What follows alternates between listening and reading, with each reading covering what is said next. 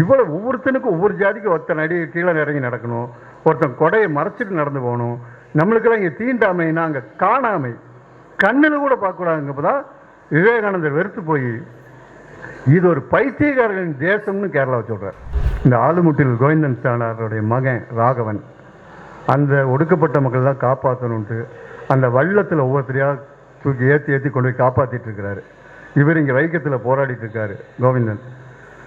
அந்த காப்பாற்றும் போது அந்த வள்ளம்ங்கிற அந்த பரிசல் தான் சொன்னா தெரியும்.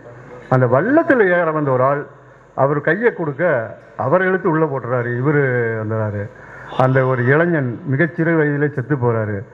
அவங்க மனைவியை தந்தி அடிக்கிறாங்க, இந்த மாதிரி நம்ம பையன் செத்து போயிட்டான், நீங்கள் எப்படியாவது கிளம்பி வாங்கன்னா, இந்த வைக்கம் போராட்டத்தில் நான் இருக்கிறேன், இந்த போராட்டத்துக்கு ஒரு முடிவு தெரியாமல் நான் வரமாட்டேன், மகனுக்கு செய்ய வேண்டிய என்ன பணி உண்டோ அதை நீ செஞ்சு முடிங்கிறார்.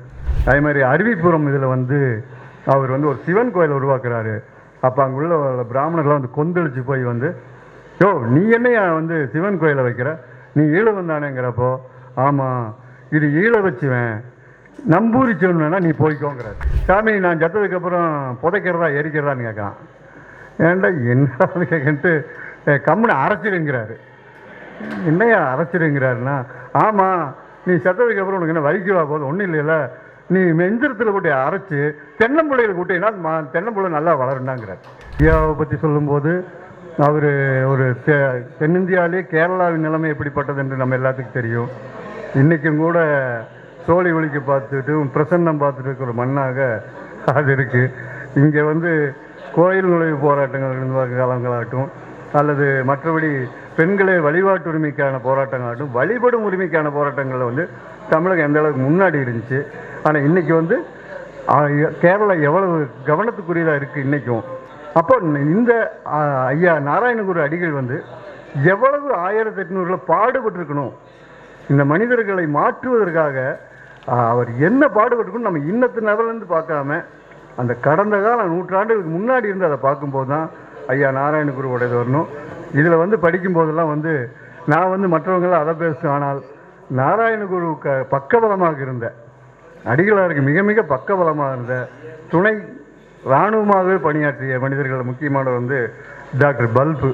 ஆனால் அவரோட இயற்பெயர் பல்பு அல்ல, குட்டியப்பு என்கிற பத்மநாபன்னு சொல்லுவாங்க. ஆனால் அவரை பூரா டாக்டர் பல்பு பல்புன்னு கிண்டல் பண்ணி அவரோட கிண்டல் பண்ண பெயர், ஏளன பெயர், பட்ட பெயர் கடைசியில் டாக்டர் பல்புங்கிறதா நின்றுச்சு. அப்படிப்பட்ட ஒரு மனிதன் அங்கே அந்த ஈழவர் சமூகத்தில் படித்து மேலே வராருங்கப்போ அந்த ஊரில் படிக்கிறதுக்கு கூட அவ்வளோ கஷ்டம். தீயர்கள் புலையர்கள் எல்லாத்தோடைய கஷ்டமும் அந்த சமூகத்துக்கு இருந்துச்சு. அதுக்கு மத்தியில் டாக்டர் பல்பு பற்றி படிக்கும்போது எனக்கு உண்மையிலே மெய் சிலுத்து போச்சு. இந்த மனிதன் அந்த காலத்திலேயே அந்த தேர்ட் ஃபார்ம்லேயே முதல் மாணவனாக வரார். இங்கிலீஷ் ஒரு மிஷினரி ஸ்கூலில் படிக்கிறார். படிச்சுட்டு அங்கே அதுக்கு முன்னாடி சமஸ்கிருதம், மலையாளம், தமிழ் 3 மொழியும் படிக்கிறார் அந்த மனிதன். அப்போ மிஷினரி ஸ்கூலில் போகிறப்ப தான் இங்கிலீஷ் அவருக்கு அறிமுகமாகுது. அங்கே ஒரு பெர்னாண்டஸுங்கிற ஒரு வேறு ஆசிரியர் அறிமுகிறாரு. அதன் மூலமாக அவருக்கு அந்த கல்லூரியில் படிக்கிறதுக்கு இடம் கிடைக்குது. அது அந்த காலத்தையோடைய எஃப்ஏ ஃபைன் ஆர்ட்ஸ்னு சொல்லுவாங்கன்னு நினைக்கிறேன். அந்த காலத்து எஃப்ஏன்னு சொல்லுவாங்க. டாக்டர் பல்பு எஃப்ஏ முடிச்சுட்டு அவருக்கு ஒரே ஒரு ஆசை தான் போகிறார், நான் இப்படியா டாக்டருக்கு படிக்கணும் ஐயா, நான் டாக்டருக்கு படிக்கணும்னு ஆசைப்படும் போது அங்குள்ள அந்த மகாராஜாவுடைய அந்த மருத்துவக் கல்லூரியில் இவர் விண்ணப்பிக்கிறார். என்ன சொல்ல போனால் இந்த முதல் பட்டம் வாங்கினவர்களே ஈழவர் சமூகத்திலேயே 2ஆம் பட்டதாரி டாக்டர் பல்பு. முதல் பட்டதாரி அவங்க அண்ணன் வேலாயுதம் அவர்கள். ஆனால் இந்த 2ஆம் பட்டதாரி அந்த ஈழவர் சமூகத்திலே அவனுக்கு கூட மருத்துவக் கல்லூரியில் இடம் கிடைக்கிறதில்ல. காரணம் அங்குள்ள திவான்கள் பெரும்பாலும் தெலுங்கு தமிழ் பிராமணர்களாக பார்ப்பனர்களாக இருந்தவங்க. அவங்க எப்படியா ஒரு ஈழவர் சமுதாயத்துக்கு ஒருத்தன் படிச்சுட்டு நீ நாளைக்கு டாக்டர் ஆகிட்டா நம்ம என்னையா பண்ணுறது அப்படிங்கிற கடுப்புலையே அவருக்கு மறுக்கப்படுது அந்த கல்வி. என்னென்னமோ பண்ணி பார்க்குறாரு. கேரளாக்குள்ளே டாக்டர் பல்புனால் படிக்க முடியல. அன்னைக்கும் அவருக்கு வழிகாட்டின ஒரு இடமாக தமிழகம் இருக்குது. டாக்டர் பல்பு சென்னைக்கு சென்னை மருத்துவக் கல்லூரியில் மருத்துவ படிக்கிறார். அவர் மருத்துவ படிச்சுட்டு அந்த சர்டிஃபிகேட்லாம் எடுத்துட்டு மறுபடியும் அவரோட ஆசை மறுபடியும் இந்த தன்னோட தாய்மண்ணுக்கே போகிறார். திருவிதாங்கூர் போயிட்டு திருவிதாங்கூர் மகாராஜாவோட மருத்துவக் கல்லூரியில் அந்த அப்ளிகேஷனை போடுறாரு. அவங்க எந்த காரணமும் சொல்லாமல் அவரது நிராகரிக்கிறாங்க. அதாவது சென்னை மாகாணத்தில் அதுவும் சென்னையில் 4 மெடிக்கல் இன்னைக்கு வந்து மெட்ராஸ் மருத்துவக் கல்லூரி எவ்வளோ புகழ் பெற்றிருக்குன்னு நம்மளுக்கு தெரியும். அப்படிப்பட்ட ஒரு மாணவனையை வந்து மருத்துவராக சேவை செய்யறதுக்கு அவங்க அனுமதிக்கிறது இல்லை. மருத்துவராக திரும்புகிறார். அந்த காலத்தில் இந்த எல்எம்எஸ் தலைவா அது அந்த பட்டம் அவர் அன்னைக்கு வந்து இன்னைக்கு எம்பிபிஎஸ் மாதிரி அன்னைக்கு எல்எம்எஸ் போனால் மறுபடியும் திருவிதாங்கூர் மன்னர் மூலமாக மறுக்கப்படுது. மன்னருக்கு மகுடி உதறவங்களா இந்த நம்பூதிரிகள் மற்றவர்களும் மேல் ஜாதிக்காரர்களுக்காங்க. மண்டை காஞ்சி போய் பல்ப் என்ன பண்ணுறாரு, கம்முன்னு மைசூருக்கு அப்ளை பண்ணுறாரு. அத்தனை சர்டிஃபிகேட்டை அனுப்பி வைக்கிறார் சான்றிதழை. மைசூருக்கு அனுப்புனா அவங்க வாராஜான்னு கூப்பிட்டு கமான் கூப்பிட்டு பல்பை சேர்த்திக்கிறாங்க மைசூர் அரசாங்கம். மைசூரில் வந்து இவர் மருத்துவ பணி தொடங்குறாரு. அந்த டாக்டர் பல்ப் மைசூரில் மருத்துவ பணி தொடங்கி அவ்வளோ சிறப்பாக செயல்பார்த்தோன்னா அவங்க அவ்வளவு மகிழ்ச்சி ஆயிடுறாங்க மைசூர் அரசாங்கம். இவரை வந்து சீனியர் சர்ஜனாகவே அங்கே நியமிக்கிறாங்க. அந்த நேரத்தில் வந்து பெங்களூருக்கு பிளேக் நோய் வருது. பிளேக் நோய் வந்து ஆயிரக்கணக்கான பேர் கொத்தா செத்து மடிகிறப்போ என்ன பண்ணுறதுன்னு கூட தெரியறதில்ல அந்த நேரங்கள். அப்போ சீனியர் மருத்துவ சர்ஜனை பணியாற்றிய டாக்டர் பல்பு தான் வந்து பண்ணுறாரு, இந்த பிளேக் வந்தவங்களாம் முதல்ல அந்த இடத்துல அப்புறப்படுத்துங்க, அந்த நோய் இல்லாதவங்க தனியாக இருக்கணும், நோய் இருக்கவங்க தனியாக இருக்கணும் அப்படின்னு சொல்லி இந்த கொரோனா காலத்தில் நாம் எல்லாம் பேசணுமே, அந்த குவாரண்டைன் தனிமைப்படுத்தி நம்மளே இருந்துக்கிறது அப்படிங்கிறது. பொதுவாக அப்பார்ட்மெண்ட்ஸுக்கு தான் கொரோனா இருந்தாலும் சரி இல்லாட்டியும் தனியாக தான் இருப்போம், அது வேற. ஆனால் இது நோய்வாய் வந்ததுக்கான ஒரு தனிமைப்படுத்துதல். அப்போ டாக்டர் பல்பு அவர்கள் சொன்ன அறிவுரையின் பேரில் அந்த இது பிளேக் நோயால் பாதிக்கப்பட்டவர்கள் முகாம்களுக்கு அழைச்சிட்டு போகிறாங்க. முகாம்களுக்கு ஒவ்வொரு நாளும் 2 முறை போய் டாக்டர் பல்பு தொடர்ந்து பார்த்து அங்குள்ள நோயற்றவர்களை வந்து சீராக்குறார். அவ்வளவு பெரிய ஒரு அரிய பணியை பண்ணது பார்த்துட்டு மைசூர் கவர்மெண்ட் என்ன பண்ணுறாங்கன்னா இவரை வந்து லண்டனுக்கு படிக்க அனுப்புகிறாங்க. அங்கே போய் கிருமி துறையில் வந்து அதில் ஒரு சீனியர் மோஸ்ட் பட்டம் வாங்குறாரு கேம்பிரிட்ஜ் யூனிவர்சிட்டி போய். இப்படிப்பட்ட ஒரு மாபெரும் மனிதன் வந்து போராடுறாரு. அந்த நேரத்தில் வந்து பெங்களூருக்கு வந்து விவேகானந்தரோட அவருக்கு தொடர்பு கிடைக்குது.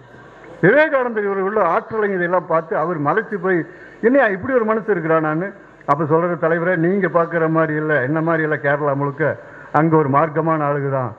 அங்கே எவன் ரோட்டில் போகலாம், எவன் எத்தனை அடிக்கு நடக்கலாம், எவனை பார்த்தா எவன் கும்பணும், எவன் உளுந்து கும்பணும் தனியாக வச்சு ரெகுலேஷன்ஸ் வச்சுருக்கான். இவ்வளவு கேவலமாக இருக்கு எங்கள் மாநிலம்ன்ற உடைய அதையும் நான் வந்து பார்க்குறேன்ட்டு விவேகானந்தர் பின்னாடி திருவிதாங்கூருக்கெல்லாம் வர்றாரு, கன்னியாகுமரி மூலமாக போயிட்டு. அப்போ தான் விவேகானந்தர் அங்கே பார்க்குறாரு, என்னடா மனிதன் இவ்வளோ விழிவாக நடத்துகிறானுங்களே, இவ்வளோ ஒவ்வொருத்தனுக்கும் ஒவ்வொரு ஜாதிக்கும் ஒருத்தன் அடி கீழே இறங்கி நடக்கணும், ஒருத்தன் கொடையை மறைச்சிட்டு நடந்து போகணும், நம்மளுக்கெல்லாம் இங்கே தீண்டாமைன்னா அங்கே காணாமை கண்ணில் கூட பார்க்கக்கூடாதுங்க. இப்போ தான் விவேகானந்தர் வெறுத்து போய் இது ஒரு பைத்தியக்காரர்களின் தேசம்னு கேரளாவை சொல்கிறார். அந்த அளவு மனம் நுதை. இவருடைய அறிவிய ஆற்றலையும் கண்ட விவேகானந்தர் இவருக்கு என்ன உதவி செய்ய நினைக்கிறாரு. ஆனால் விவேகானந்தர் ஒரே ஒரு வழி காட்டுறாரு, நீங்கள் வெறும் இந்த பணி மட்டும் செஞ்சுட்டு இருந்தால் பத்தாது, உங்களுக்கு ஒரு ஆன்மீக குருவை நீங்கள் தேடிக்கணும். ஏன்னா எனக்கு எப்படி ராமகிருஷ்ண பரமஹம்சரோ அப்படி உங்களுக்கு ஒரு வேணுங்கிறப்போ சுற்றி முத்தியும் பார்க்குறாரு. இருந்த ஒரே மகத்தான மனிதராக அவருக்கு நாராயணகுரு தென்படுறாரு.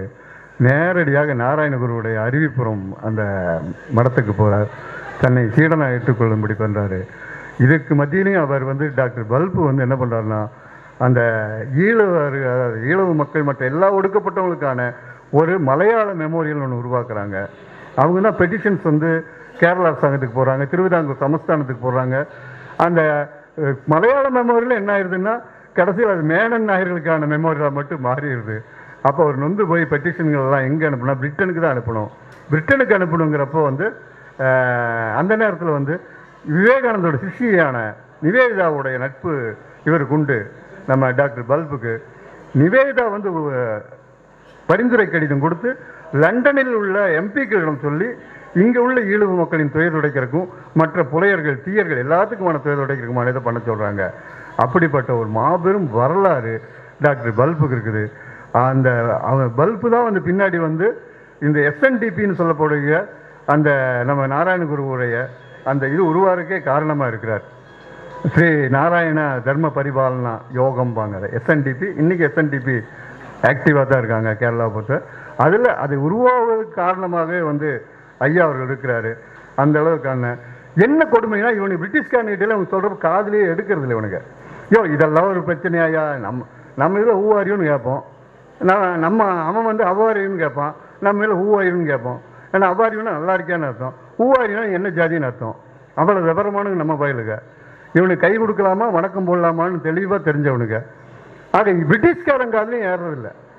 அது தமிழன் இளங்கோவன் வார்த்தையில் சொல்லனால் அது ஒரு சுண்டைக்காய்க்கு கூட பயனில்லாத பிரச்சனையாக பிரிட்டிஷ்காரன் பார்க்கலாம். அந்த நேரத்தில் தான் வந்து லிவேரா அவர்களோட இதெல்லாம் வந்து போகுது. எனக்கு இந்த நேரத்தில் மறக்க முடியாமல் ஒரு மாபெரும் மகான் ஒருத்தரோட நினைவு வருது. அவர் தான் வந்து மான்டேகு. நம்மளாம் படிச்சிருப்போம் ஸ்கூலில் மான்டேகு செல்ஸ்போர்டு திட்டம்னு. இந்த மான்டேகும் செல்ஸ்போர்டை கிண்டல் பண்ணி டிஎம் நாயர் வந்து மாண்ட் போர்டுன்னு ஒன்று பண்ணுவார். இந்த மான்டேகு வந்து நம்ம கவலையெல்லாம் தீக்கலான்ட்டு இங்கே இந்தியா முழுக்க வரும்போது தமிழ்நாட்டுக்கு வர்றாரு. நீதி கட்சி தலைவரான டிஎம் நாயர் போன்றவர்கள் போய் மான்டேகு போய் பார்க்க போனால் அந்த ஆதிடம் ஒரு பொருட்டாக கூட மதிக்கிறதுன்னு சொல்ல போனால் ஒரு முடியளவு கூட மதிக்கிறதில்ல மான்டேகு. அவருக்கு ஒரே ஆர்வம் என்னன்னா எப்படா நம்ம அன்னி பெசன்ட் அம்மையாரை பார்க்கலாம் அப்படிங்கிறது தான். அது மான்டேகுக்கு என்ன அப்படி இவங்க சொன்னதெல்லாம் குப்பை கூடையில் போட்டு போயிடுறாரு. அவர் வகுப்பாரி பெண்ணத்துன்னு சொல்லப்படுகின்ற இன்னைக்கு நாம் இடஒதுக்கீடுன்னு சொல்லப்படுகின்ற அது வகுப்பாரி பெண்ணத்துக்காக நீதி கட்சி தலைவரான டிஎம் நாயர் தியாகராயர் போன்றவர்கள்லாம் அவ்வளோ பாடுபட்ட காலத்தில் இந்த மான்டேகுங்கிற ஒரு மாபெரும் மகான் அவர் எழுதியிருக்கார் ஒரு புக்கு அண்ட் இந்தியன் டைரின்னு. அதை வந்து அவங்க பொண்ணு போட்டிருக்காங்க. அந்த புக்கை படித்து பார்த்தீங்கன்னா நொந்து போயிடுவீங்க. இவன் உண்மையிலேயே வந்து இங்கே நம்ம குறையை தூக்கி வந்தானா இல்லை அவன் குறையை போய்க்கிட்டு வந்தானானே சந்தேகமாக இருக்கு. அவர் எழுதுறாரு, இந்த கம்மிங் வெண்ணத்தேவாவது வந்து நான் அன்னி பெசண்டை பார்த்து விடுவேன் நினைக்கிறேன். அவர் அருகில் அமர்ந்து உரையாடணும்னு நினைக்கிறேன்னு ஒரே ஜொல்லுன்னா ஜொல்லு, அப்படிப்பட்ட ஜொல்லு. அவங்க வந்து அன்னி பெசண்டை பார்க்கறதுல கவனமாக இருப்பாரா இங்கே வகுப்பாரி பெண்ணுறதுக்காக கவனமாக இருப்பாரா? அப்படிப்பட்ட வரலாறுகள் தமிழகத்துக்கு இருந்திருக்கு. இது அதே மாதிரி இன்னும் முக்கியமான விஷயம் என்னென்னா மதம் மாற்றம் பற்றி நாராயணகுருவுக்கும் நம்ம தந்தை பெரியாருக்கும் வித்தியாசங்கள் உண்டு. மதம் மாற்றம் ஒரு சமூக விடுதலைன்னா நீ போடா ஒன்றும் இல்லை அப்படிங்கிறது. இவன் என்ன அகமாற்றமும் நடக்கணும் அப்படிங்கிறது ஐயாவோட இருக்குது. நம்மளை வந்து மதம்ங்கிறது ரைட் டு சூஸ் தான். ஒரு மனிதன் எப்படி ஓட்டு போகிறக்கு ஒரு வயசு இருக்கோ அப்படி அவனுக்கு 18 வயசு 21 வயசு ஆனோன்னா அவன் எல்லாத்துக்கும் படிக்கட்டும். படித்து பார்த்து எது சரி என்று வருதோ அது பட்டும்.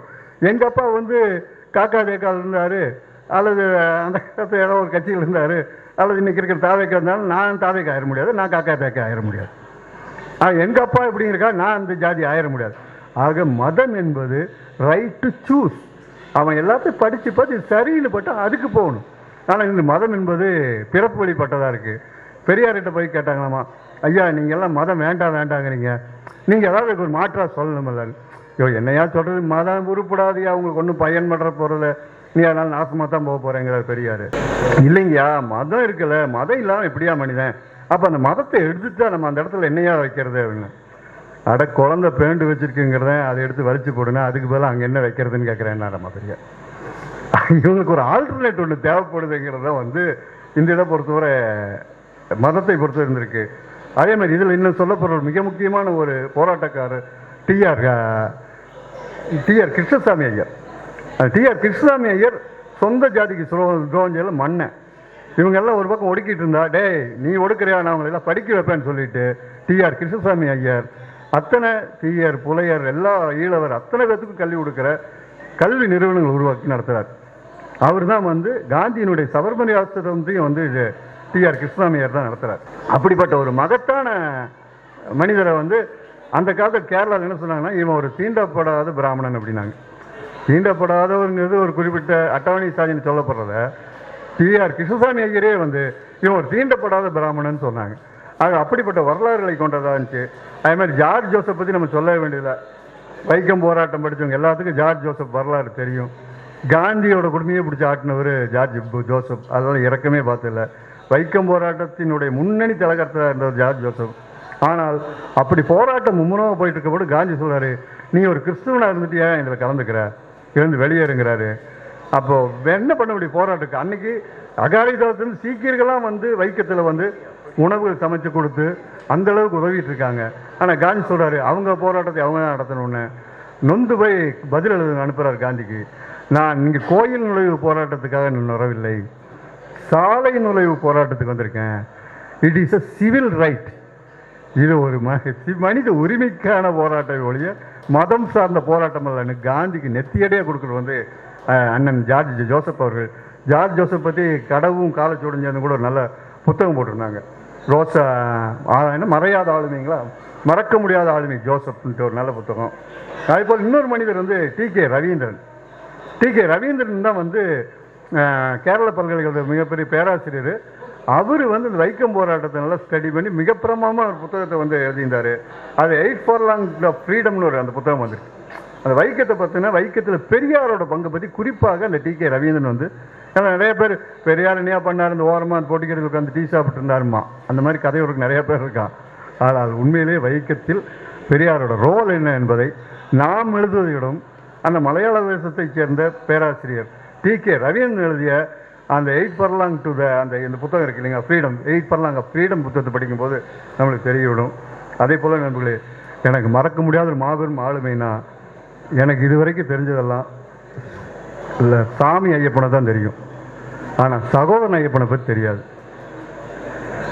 அதுதான் கேரளாவில் பல பேர்த்துக்கே தெரியாது. அந்த சகோதரன் ஐயப்பனுங்கிற மாபெரும் போராட்டக்காரன் செஞ்சது வந்து நம்ம இன்னைக்கும் கற்பனை கூட செய்ய முடியாத போராட்டங்களாக இருந்துச்சு. சகோதரன் ஐயப்பனை பற்றி சமீபத்தில் என்னுடைய நண்பர் டாக்டர் மகேஷ் ஒரு புத்தகம் கொடுத்தாரு. இங்கிலீஷில் டாக்டர் அஜய் சேகர் எழுதின புத்தகம். எனக்கு முதல் முறையாக சகோதரன் ஐயப்பங்கிற பேரையே கேள்விப்படுறேன். எவ்வளோ ஒரு வெக்கக்கேடான்னு வச்சு, நானும் தான் இவ்வளோ 8 வயசாகி உட்காந்துருக்கேன். ஆனால் சகோதரன் ஐயப்பனை பற்றி எனக்கு தெரியாது. சகோதரன் ஐயப்பன் எப்படின்னா நாராயணகுருவோட சீடராக இருந்தாலும், நாராயணகுரு சொல்கிறது என்னன்னா, மதம் ஏதாகிலும் குணம் உண்டானால் மதி, நீ என்ன மதமோ இருந்துட்டு போடா, நல்ல புத்தியோடுறாங்கிறது. அவரை பொறுத்த நாராயணகுரு பொறுத்த ஒரே சாதி, ஒரே மதம், ஒரே கடவுள். ஆனால் இவரோட சீடரான ஐயப்பன் அவர் நேர் எதிராக வர்றார். கடவுள் இல்லை, சரி முதல்ல சாதி இல்லை, மதம் இல்லை, கடவுள் இல்லை, மனிதனே மட்டுமே மிச்சமானதுன்னு எழுதுகிறார். அவர் வந்து அந்த ஈழவ சமூகத்துக்காக மிகப்பெரிய போராட்டம் நடத்துகிறாரு. அவரும் இந்த SNDP உருவாக்கல மிக முக்கியமான ஆளாக இருக்கார். சகோதரன் ஐயப்பனை பற்றி நினைக்கும் போது அவர் 1929 வாக்கில் டாக்டர் மதன் மோகன் மாளவியா இந்து மகா சபையை சேர்ந்தவர், காந்திக்கு நண்பர். அவர் வந்து கேரளாவில் போய் புலையர்கள் மத்தியில் ஈழுவர்கள் மத்தியில் ஒரு மாபெரும் மாநாட்டை கூட்டி பேசும்போது, இந்த மாநிலத்தில் நார்த்திலிருந்து வந்தால் கை அரிக்குமே, அங்கே போயிட்டு அங்குள்ள ஈழுவர் பிரச்சனையும் பேசாமல், அந்த மற்ற ஒடுக்கப்பட்ட மக்களோட பிரச்சனையும் பேசாமல், ஒரே பிரச்சனை நீங்கள் எல்லாம் சாமி பக்தி இல்லாததான், நீங்கள் ராம பஜயம் சொன்னீங்கன்னா, ராம பஜனை பாடினீங்கன்னா ரொம்ப சிறப்பாக இருக்கும், ஓஹோன்னு வருவீங்கிறாரு. மக்களெல்லாம் கத்துறாங்க கொடுத்துட்டே, எனக்கு அதனால தாண்டா நானே இங்கே இந்த கதையில் இருக்கேன், நாங்கள் அதெல்லாம் இல்லைங்கிறாங்க. மறுபடியும் இல்லை நான் வந்து இப்போ நான் கீர்த்தனைகளை பாடுவேன், ஸ்தோத்திரங்கள் சொல்லுவாங்க, நீங்கள் திருப்பி சொல்லுன்னு மறுபடியும் பண்டிட் மாளவியா சொல்கிறாரு. மக்கள் சொல்கிறான், எனக்கு அதெல்லாம் வேணாம், நீ எங்களுக்கான பிரச்சனையை பேசுகிறா, அங்கிருந்து வந்திருக்கிய, இங்கே ஈழவு மக்களோட வாழ்க்கையை பேசு, புலையர்களோட நிலைமையை பேசு, தீயர்களோட கதியை பற்றி பேசுங்கிறாங்க. அப்போ அந்த மரமண்டை கேறதில்ல அவர் மறுபடியும் ராமபஜனை பாட ஆரம்பிக்கிறப்போ அங்குள்ள ஈழவு மக்களும் ஒடுக்கப்பட்ட மக்களும் சேர்ந்து கொந்தளிச்சு போய் ராவணன் வாழ்கன்னு கத்த ஆரம்பிக்கிறான் மலையாளத்தில். இது எப்போ 1929 வாக்கில் நடக்குது. அதை எழுதிட்டு டாக்டர் அஜய் சேர் கீழே எழுதுறாரு, it is a clear indication of relation between the Sahodaran Ayyappan movement and the self respect movement of தமிழ்நாடுன்னு எழுதுறாரு. இது எதனாலடா இவனுக்கு இந்த அளவுக்கு குதி போடுறானேன்னா, இவனுக்கும் தமிழ்நாட்டில் சுயமரியாதை இயக்கத்துக்கானுக்கும் சம்பந்தம் இருக்குடா, அது தெளிவாக காட்டுதா இந்த முழக்கம்ங்கிறார். எனக்கு ஆச்சரியப்பட்டு போனேன். இதை படித்து முடிச்சோன்னே நம்ம அன்பிற்குரிய நண்பர் பல அதிகமானுக்கு போன போட்டேன். அவர் தான் வைக்கம் போராட்டம் வந்து மிக அற்புதமான புத்தகத்தை போட்டவர். பல அதிகமான போட்டு, என்ன தலைவா சகோதரன் ஐயப்பனை பற்றி இப்படி படித்தேன், நீங்களாம் என்னங்க பெரியார்னு சொல்லிட்டு சுற்றுறீங்க, ஒழுங்காக படிக்க மாட்டீங்கன்னு என்னை ஏற்று விட்டார். வெக்கம் என்னை திட்டு வாங்கித்தானே தேரணும். இப்போ நம்ம எவனே தரிக்கிறீங்க, நம்ம எவ்வளோ தெரியாமல் இருக்கோங்க, நம்மளுக்கு தான் தெரிய வேண்டவாலும். அப்போ பார்த்துட்டு, இல்லை தலைவரை எனக்கு உண்மையில தெரியாதுண்ணா, சகோதரன் ஐயப்பன் ரோல் பெரிய ரோலுங்க. அன்னை நாகம்மையார் இருந்ததுக்கு கூட தந்தை பெரியார் சகோதரன் ஐயப்பனை கூப்பிட்டு தான் அந்த படத்தையே திறக்க சொன்னார் அப்படிங்கிற ஒரு வரலாற்றை சொன்னார். ஆக வரலாறு என்பது நம்ம எவ்வளவோ தெரிஞ்சு கொள்ள வேண்டியிருக்கு. இந்த புத்தகம் பல பேர்த்தோட வரலாறு கிளப்பி விட்டுருக்கு. நம்ம வெறும் ஐயாவுடைய நாராயணகுரு ஐயாவுடைய மட்டுமே கிடைக்கும்ட்டு போனால் அங்கே பல்வேறு பொக்கிஷங்களாக பல்வேறு தகவல்கள் இந்த புத்தகத்தில் இருக்கு. இன்னொரு வியக்கத்தக்க ஒரு மனிதன் வந்து ஆளுமுட்டில் கோவிந்தன் சாணார். ஆளுமுட்டில் கோவிந்தன் சாணாரை பற்றி எனக்கு இந்த புத்தகத்தின் மூலமாக தான் தெரிந்து கொண்டேன். இங்கே அந்த அப்படி சாணார் என்று அழைக்கப்படுகின்ற வழக்கம் இல்லை. அந்த கேரளாவில் இருப்பால் தோழர் அதை போலவே போட்டிருக்கிறார். இந்த ஆளுமுட்டில் கோவிந்தன் சாணாருங்கிறது வந்து அந்த இதை பொறுத்தவரை அவரோட அந்த திருவிதாங்கர் சுற்றி இப்போ திருவிதாங்கர் பக்கம் தானே அவர் ஆலமுட்டியில் வந்து திருவிதாங்கர் பக்கத்தில் தான் இருக்கார் இல்லையா? மாவேலிக்கரை பக்கம், ஆலப்புழா மாவட்டம். அந்த அந்த ஆலமுட்டியில் அந்த இவருக்கு கோவிந்தன் சாணார் வந்து அந்த ஊர்லேயே வச்சு மாபெரும் கோடீஸ்வரன். அந்த காலத்திலேயே செவர்லெட் கார் வச்சிருந்தது யாருன்னா 2 பேர் தான். ஒன்று திருவிதாங்கூர் மகாராஜா, இன்னொன்று இந்த கோவிந்தன் சாணார். ஆனால் அவர் செவர்லெட் கார் வச்சிருந்தாலும் அவர் முன்னாடி சீட்டில் உட்காந்து போகக்கூடாது. ஏன்னா அவர் வந்து ஒடுக்கப்பட்ட சாதியை சேர்ந்தவர், சாணாருங்கிற சொல்லப்படும். இவங்க பார்த்தியில் சொல்ல போனால் இது ஒடுக்கப்பட்டவர். இது டிரைவர் நாயர், அவர் ஓட்டிட்டு போவார். அந்த செவர்லெட் ஓனர் பின்னாடி உட்காந்துட்டு போவார். அந்த கார் முக்கியமான ஆச்சாரமான தெருக்களின் வழியாக போகும்போது இந்த செவர்லெட் ஓனர் என்ன பண்ணுவார்னா, கார் கதை திறந்து இறங்கிட்டு எடோ நீ அப்படி சுற்றி வான்ட்டு அந்த மைனர் ஓட்டிட்டு போவார். இவர் 3 பேர் சுற்றி வந்து மறுபடியும் காரில் ஏறிக்குவார். இந்த ஆலமுட்டில் கோவிந்த நாயர் வந்து அவ்வளோ பெரிய சாணாருடைய வரலாறு, அவ்வளோ பெரிய கோடீஸ்வரனோட வாழ்வே வந்து கேரளாவில் இப்படி இருந்திருக்குங்கிறத இந்த புத்தகம் சொல்லுது. ஏன்னா அந்த ஒரு பெரிய அரண்மனையில் வச்சு தான் ஒரு 2 மர்ம மரணங்கள் நடக்குது. அதுக்கு முந்தைய காலத்தில் அந்த வீட்டின் ஒரு ஒருவரும் ஒரு பெண்ணும் இறந்து போகிறாங்க. அந்த மர்மம் விலகவே இல்லை இன்னைக்கு வரைக்கும் சொல்லி அதை வச்சு தான் ஒரு மலையாளத்தில் ஒரு சினிமா வந்துச்சு. அது மோகன்லால் நடித்த மணிச்சித்திரத்தாள். அந்த மணிச்சித்திரத்தாள் தான் பின்னாடி தமிழில் வந்து அந்த சந்திரமுகியாக நம்மளுக்கு வந்துச்சு. அந்த ஆலமுட்டில் கோவிந்தன் சாணாருடைய வரலாற்றில் வெறும் துயரமான மிக துயரமான விஷயம். வைக்கம் போராட்டத்தில் அவ்வளவு ஈடுபாடோடு இருக்கிறாரு எல்லாத்தோடையும் சேர்ந்து. ஆனால் அந்த நேரத்தில் பக்கத்தில் உள்ள ஊரில் ஒரு பெரும் வெள்ளம் வந்து அங்குள்ள ஒடுக்கப்பட்ட மக்கள்லாம் அடிச்சுட்டு போகப்படும் போது இந்த ஆலமுட்டில் கோவிந்தன் சாணாருடைய மகன் ராகவன் அந்த ஒடுக்கப்பட்ட மக்கள்லாம் காப்பாற்றணுன்ட்டு அந்த வள்ளத்தில் ஒவ்வொருத்தரையாக தூக்கி ஏற்றி கொண்டு போய் காப்பாற்றிட்டு இருக்கிறாரு. இவர் இங்கே வைக்கத்தில் போராடிட்டு இருக்காரு கோவிந்தன். அந்த காப்பாற்றும் போது அந்த வெள்ளம்ங்கிற அந்த பரிசல் தான் சொன்னால் தெரியும். அந்த வள்ளத்தில் ஏற வந்த ஒரு ஆள் அவர் கையை கொடுக்க அவர் இழுத்து உள்ளே போட்டுறாரு. இவர் வந்துறாரு. அந்த ஒரு இளைஞன் மிகச்சிறு வயதிலே செத்து போகிறாரு. அவங்க மனைவியை தந்தி அடிக்கிறாங்க, இந்த மாதிரி நம்ம பையன் செத்து போயிட்டான், நீங்கள் எப்படியாவது கிளம்பி வாங்கன்னா இந்த வைக்கம் போராட்டத்தில் அவன் இருக்கிறேன், இந்த போராட்டத்துக்கு ஒரு முடிவு தெரியாமல் நான் வரமாட்டேன், மகனுக்கு செய்ய வேண்டிய என்ன பணி உண்டோ அதை நீ செஞ்சு முடியுங்கிறார். எத்தனை மகத்தான போராளிகளுடைய ரத்தத்திலையும் வேர்விலையும் நம்ம நின்றுருக்கோம் அப்படிங்கிற யோசிப்பாருக்கான தருணமாக நான் இதை நினைக்கிறேன். ஒவ்வொரு போராட்டத்தின் மத்தியிலும் ஒரு சுயமரியாதைக்கான ரத்தம் சிந்தப்பட்டு கொண்டே இருக்கிறதுன்னு சொல்லியிருக்காங்க இல்லையா? அப்படிப்பட்ட முக்கியமான ஆளில் வந்து அந்த ஆலமுட்டில் கோவிந்தன் சாணார் மிக முக்கியமான பங்காக இருக்கிறார் நண்பர்களே. இது வந்து அதை விட இன்னொரு என்னென்னா, நாராயணகுருவை பற்றி பேச போனால் அவரோட வளர்ச்சியை படிப்படியாக பார்த்து சொன்னீங்கன்னா மாற்றங்கள் இருக்கும். இந்த புத்தகத்தை பார்க்கும்போது தெரியும். அவர் என்ன பண்ணுறாருன்னா, கல்வி ஈழவர்களுக்கு மறுக்கப்படுதுன்னா அவர் என்ன பண்ணுறாரு, இவரே பள்ளிக்கூடம் ஆரம்பித்து அங்கே சமஸ்கிருதம் வேத பாடம் இந்த பாடங்கள்லாம் சொல்லிக் கொடுக்குறது. ஏன்னா அவன் சொல்லிக் கொடுக்கறது இல்லைல்ல அப்படின்ட்டு. அப்போ அந்த நேரத்தில் என்னென்னா இந்த மாதிரி ஒரு முறை இருக்கும்போது இதில் படித்து வர்றாங்க. அதேமாதிரி கோயிலை உருவாக்கினாலும் என்ன பண்ணுறாருன்னா, அந்த இடத்துல தமிழ்நாடு கொஞ்சம் சில நாம் நாராயணகுருவோடு ஒன்றுபடுகின்ற புள்ளிகளும் உண்டு, நாராயணகுரு ஐயாவிடம் கொஞ்சம் விலகி நிற்கக்கூடிய புள்ளிகளும் உண்டு. நாம் எந்த ஒரு மனிதனே அப்படி தான் பார்க்க முடியும். புருஷன் கொண்டாட்டினா எல்லாம் 100% ஒன்றாவே இருக்கா, அப்போ மகன ஒன்றா இருக்கு, அப்படி இருக்கும். ஆக இந்த ஒரு சில இதுகளுக்கு மத்தியிலும் எப்படி பணிகளை பண்ணுவது என்பதுதான் ஒரு வாழ்க்கையாக இருக்குது.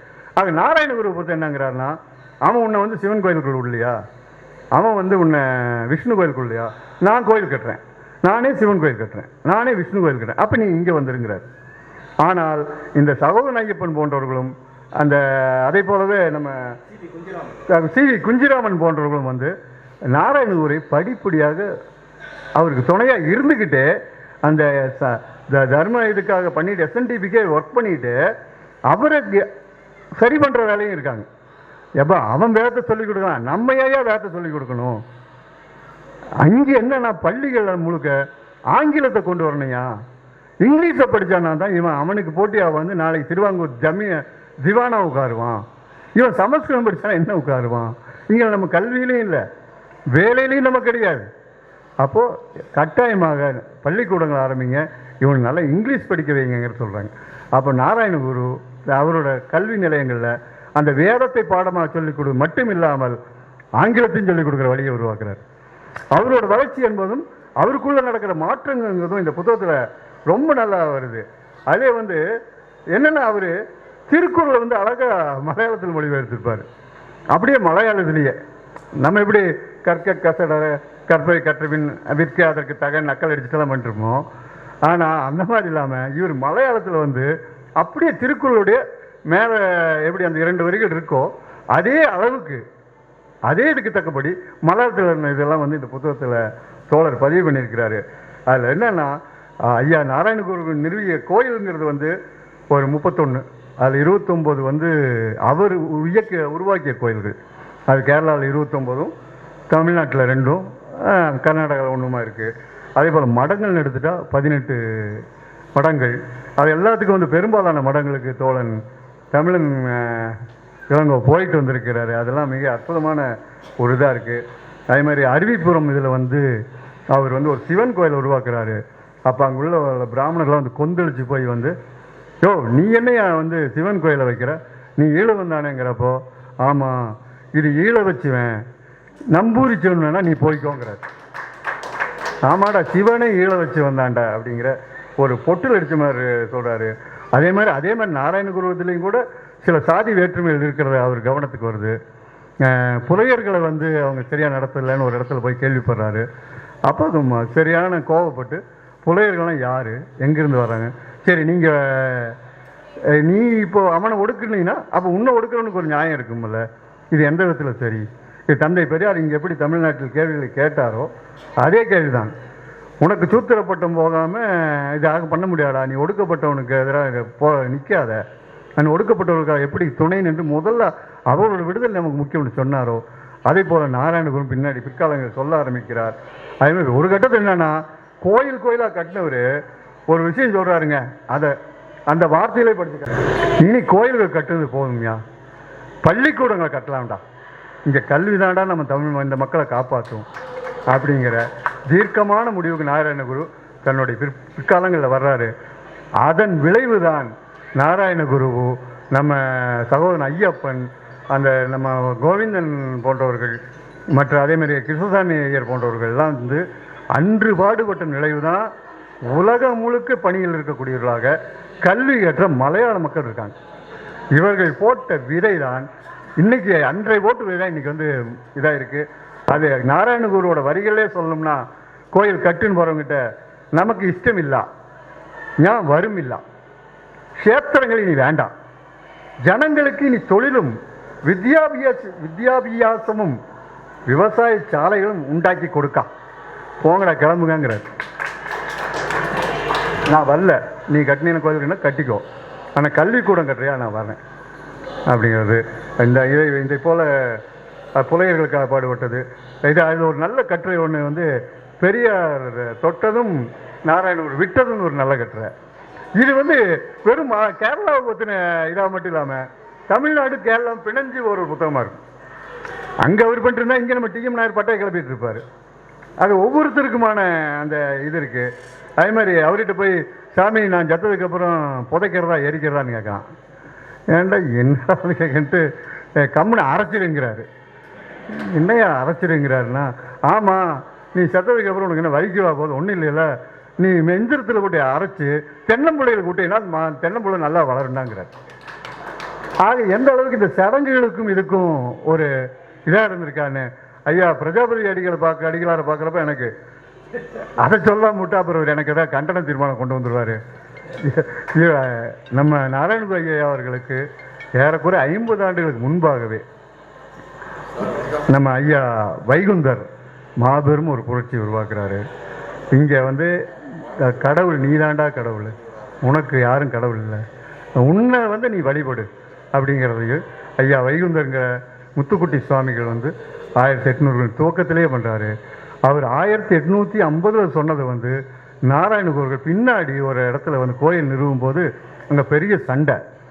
அந்த சண்டை என்ன பண்ணி தீர்த்து வைக்க முடியல. நாராயணன் பண்ணுறாரு, ஒரு 2 அடிக்கு பெரிய உயரமாக ஒரு நிலை கண்ணாடி கொண்டு வாடான்னு சொல்லி ஒரு கண்ணாடி வச்சு அது வழிபடு, அதுதான் உனக்கு நீ கடவுள் அப்படிங்கிறாரு. ஆனால் இதை ஐயா வைகுந்தர் அவர்கள் அவருக்கு 50 ஆண்டுகள் முன்பே கண்ணாடி வழிபாடு, நிலைக்கண்ணாடி வழிபாடுங்க கொண்டு வரார். அப்படி எல்லோரும் சேர்ந்து ஒரு மனிதனை உருவாக்கியதான் இதாக இருக்குது. நம்மளோட சிந்தனை விரிவுபடுத்துறதுக்கு பயன்படுகிற புத்தகம் இது. நாம் சிந்தனை விரிவுபடும் போது அது சமூகத்துக்கு பயன்படும் சொல்லி நன்றி கூறி விடைபெறுகிறேன். வணக்கம்.